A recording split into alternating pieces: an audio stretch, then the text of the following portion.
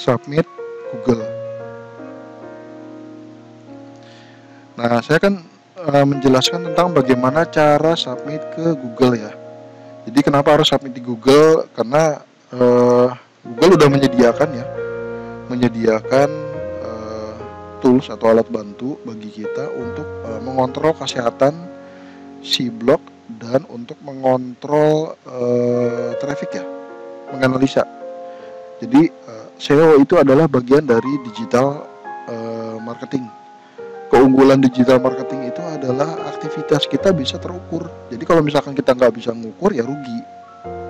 Sama halnya misalkan kayak kita masang ini ya, atau nyebarin brosur ke orang-orang. Kita nggak pernah tahu itu berapa jumlah orang yang baca dan dari mana orang yang mendapatkan brosur, terus berapa lama orang nyimpan dan seterusnya. Nah, kalau di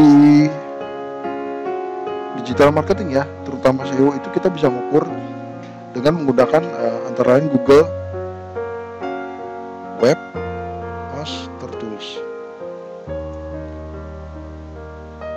Google Webmaster Tools ini juga bisa digunakan untuk menganalisa kesehatan situs.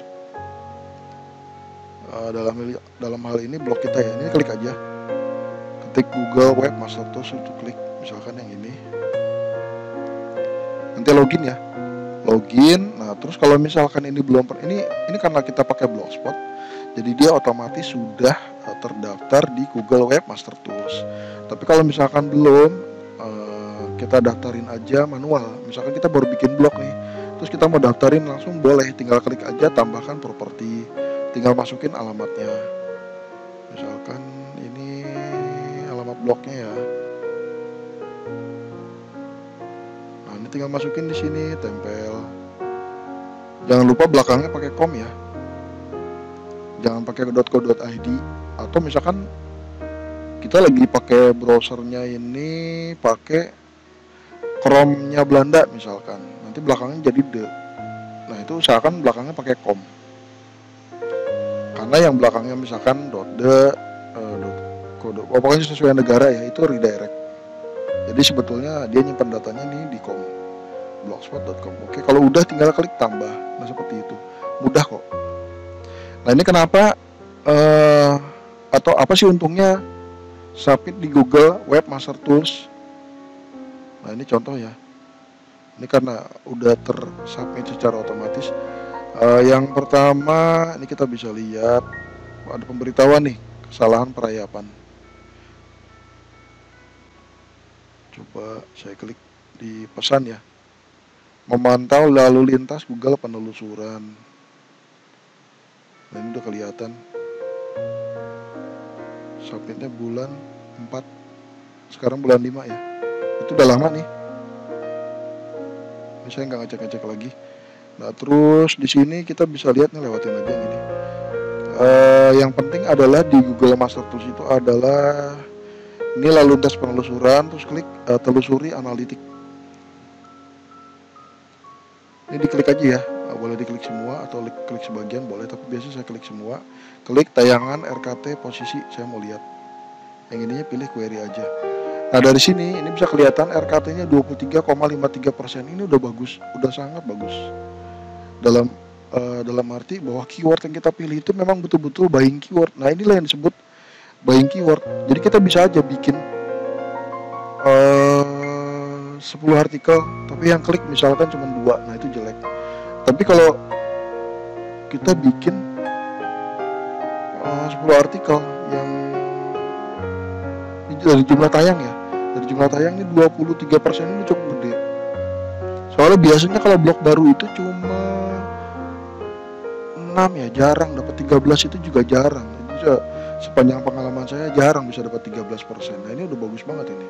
Tayangan total 34. Tayangan total itu berdasarkan keyword ya. Dia munculnya berapa kali nih di search engine. Terus berapa orang yang klik. Nah itu berarti perbandingan antara tayangan total dengan klik.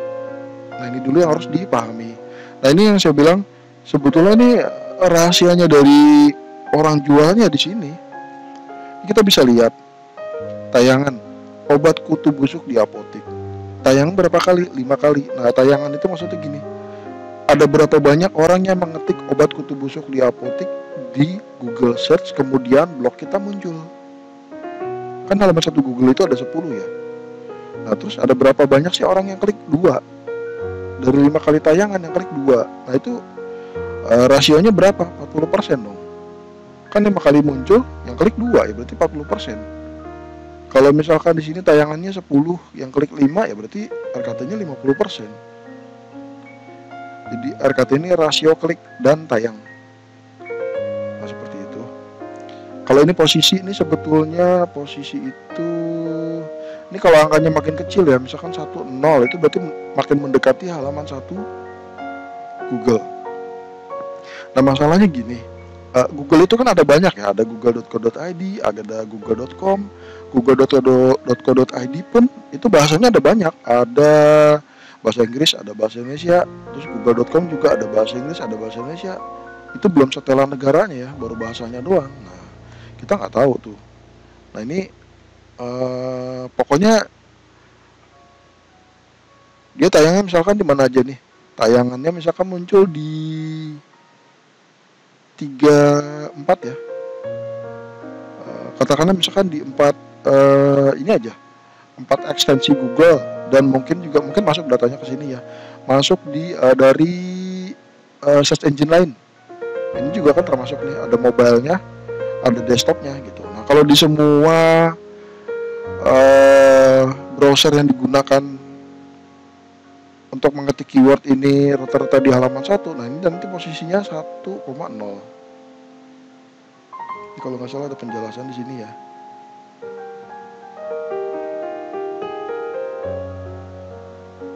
Apa di sini saya lupa sih. Ini ada penjelasan di sini.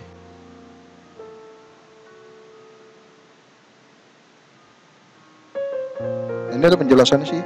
Jadi dibagi ya, makin dekat dibagi jumlah tayangan itu, dibagi terus ada rumusnya gitu. Pokoknya ini nanti makin kecil angkanya 1,0, pokoknya mendekati angka 1. Ini berarti blog kita ini hampir di semua keyword ini berdasarkan search engine-nya itu makin dekat ke halaman 1. Ini coba kita cek aja salah satu ya.